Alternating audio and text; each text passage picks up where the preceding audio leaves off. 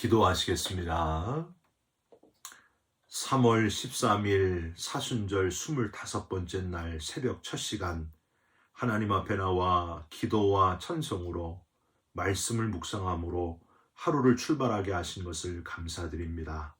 세상에서 얻을 수 없는 은혜와 평강으로 채워주시고 우리 마음속의 슬픔이 다 사라지고 하늘 위에서 내려오는 참 평화를 누리게 하여 주시옵소서. 우리를 사랑하시되 끝까지 사랑하신 십자가에서 모든 것을 다 내어주신 주님을 본받아 우리도 나누어주며 자신을 내어주는 주님 닮은 그리스도인의 삶을 살게 하여 주시옵소서. 우리의 기도 들으시고 응답하시는 예수 그리스도의 이름으로 기도 올리옵나이다. 아멘. 오늘은 마가복음 15장 34절 말씀입니다. 제9시에 예수께서 크게 소리 지르시되 엘리 엘리 라마 사박다니 하시니 이를 번역하면 나의 하나님 나의 하나님 어찌하여 나를 버리셨나이까 하는 뜻이라. 아멘. 오늘은 마가복음 15장 34절 말씀으로 사언 하나님의 외면 완전한 대속, 하나님의 외면 완전한 대속이라는 제목의 말씀을 함께 나누고 기도하는 시간을 갖겠습니다. 일본에서 실제 있었던 일입니다. 단 둘이 살아가던 부녀가 있었어요. 딸은 예수를 잘 믿는 기독 청년이었고 아버지는 딸 몰래 강도짓을 하고 다니는 그런 아버지였습니다. 아버지는 딸이 아무리 권유를 해도 예수를 믿지 않는 것은 물론이고 계속해서 강도짓을 하고 있었습니다. 얼마 전부터 아버지가 강도짓을 하는 것을 알게 된 딸은 생각도 못해서 한 가지 결단을 내립니다. 혹시라도 일이 잘못될 것을 대비하여 손가락을 깨물어 피로 유서를 써가지고 빈 가방에 넣고 신문지로 가득 채우고 모자를 쓰고 변장을 해가지고 아버지가 숨어서 강도짓을 하는 그곳을 가게 됩니다.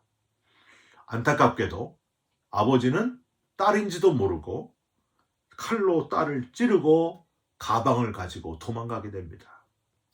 집에 와서 훔친 가방을 풀어보니까 신문지만 가득 들어있고 피로 쓴 딸의 유서가 들어있었습니다.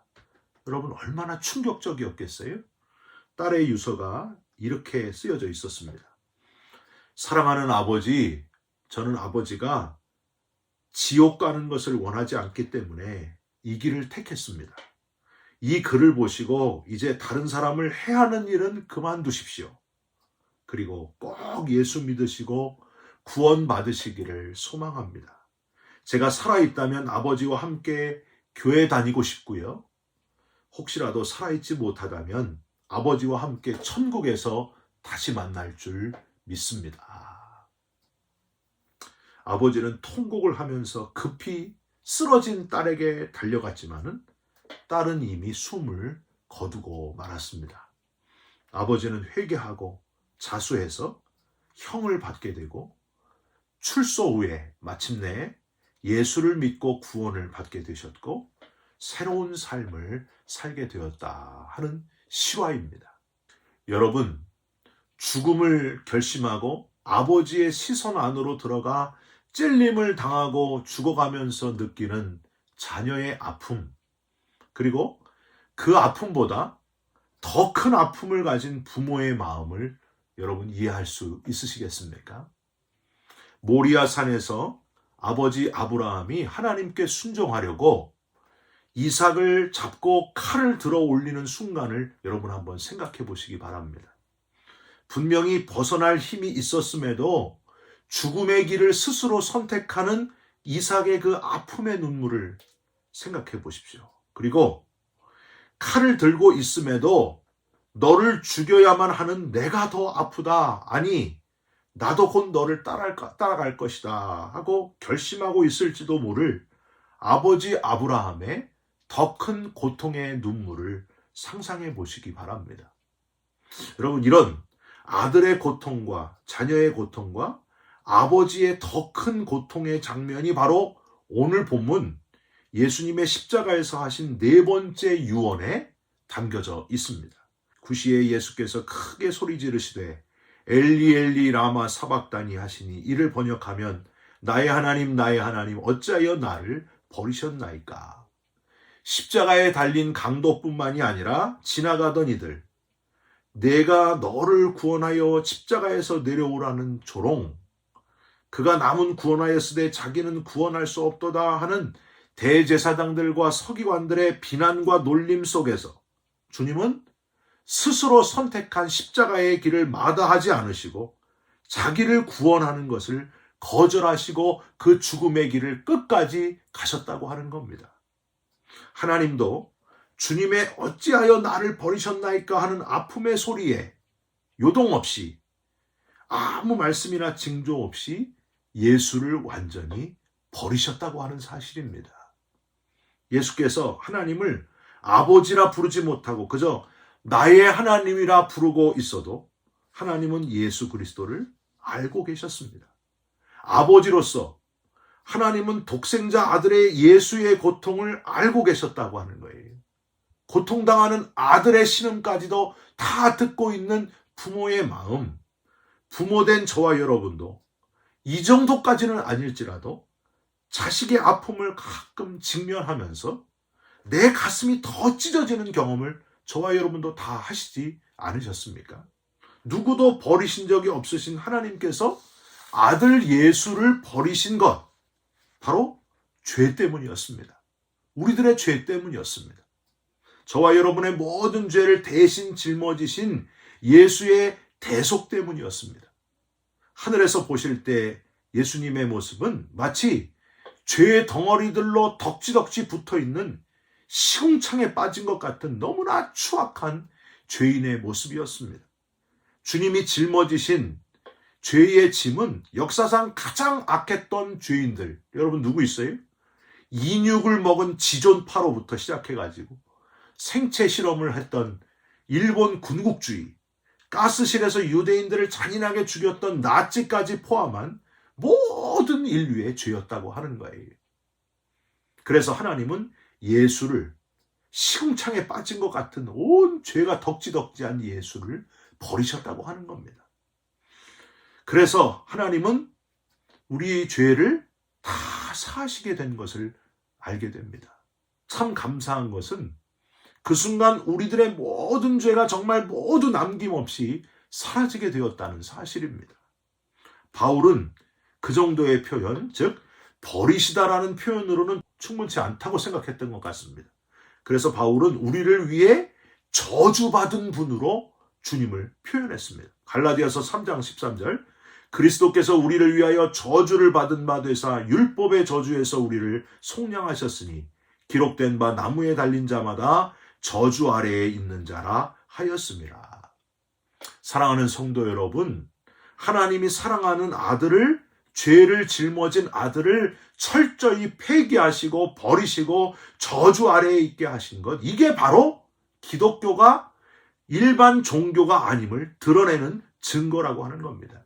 여러분, 하나님이 살아계시고 우리보다 먼저 계신 분, 우리를 지으신 창조주시요, 우리가 피조물이라는 증거라는 거예요. 여러분, 세상의 종교는 전혀 다릅니다. 인간이 자기의 필요를 위해서 섬길 대상을 만들다고 하는 겁니다. 우리가 먼저 있고 종교가 피조되었습니다. 내가 만든 것을 믿고 비는 사람들처럼 어리석은 사람들이 얼마나 많은지 모릅니다. 여러분, 그래서 신학자 몰트만은 하나님이 십자가에 달리셨다, 이렇게 표현을 했어요. 피조물로서, 피조물일 뿐인데 가장 귀한 것, 자기 자신을 다 내어주신 하나님의 은혜를 잊지 마시길 바랍니다.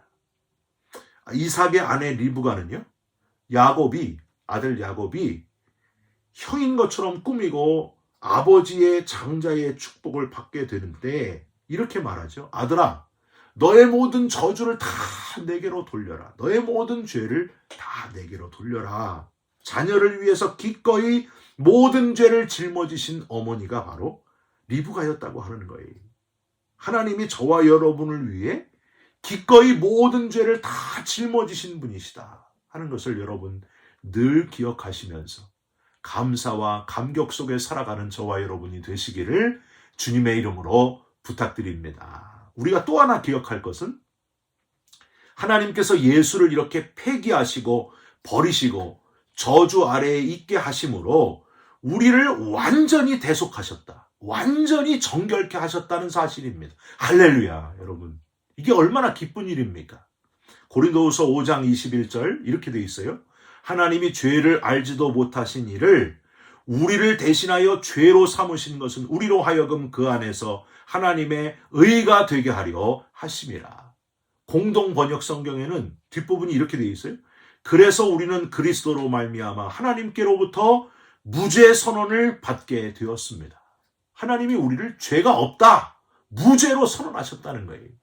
여러분, 이것보다 놀랍고 기쁜 일이 세상에 어디 있겠습니까?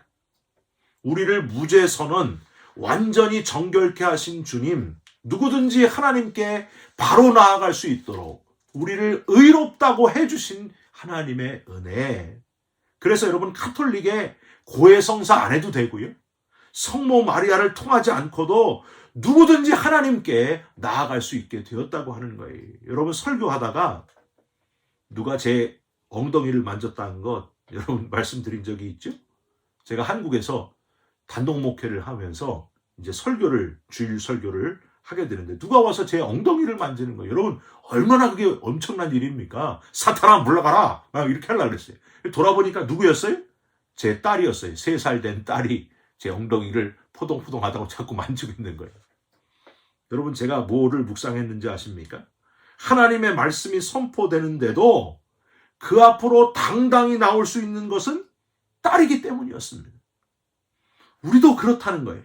하나님께서 우리를 자녀 삼아주셨는데 우리가 불순종하여 쫓겨나고 말았는데, 에덴 동산에서 쫓겨나고 말았는데 예수님의 십자가의 공로로 주님의 대신 죄를 져주심으로 말미암아 다시 하나님 앞으로 자유롭게 누구든지 나아갈 수 있는 특권을 주셨다고 하는 거예요. 우리를 아들 삼아주시고 딸을 삼아주셔서 하나님께 가까이 직접 나아갈 수 있게 하셨던 놀라우신 은혜. 여러분, 이 은혜를 절대 잊지 마시기를 주님의 이름으로 부탁드립니다. 마지막으로 하나님이 예수님을 폐기하시고 버리시고 저주 아래에 있게 하신 것은 바로 우리가 더 귀하기 때문이었습니다. 너무 귀하기 때문이었습니다. 우리를 얼마나 귀하게 여기셨으면, 우리를 살릴 수만 있다면 하나님 자신까지 포기하신 사랑, 이 엄청난 사실을 깨달은 바울은 이렇게 고백해요. 로마서 8장 31절 32절입니다. 만일 하나님이 우리를 위하시면 누가 우리를 대적하리요?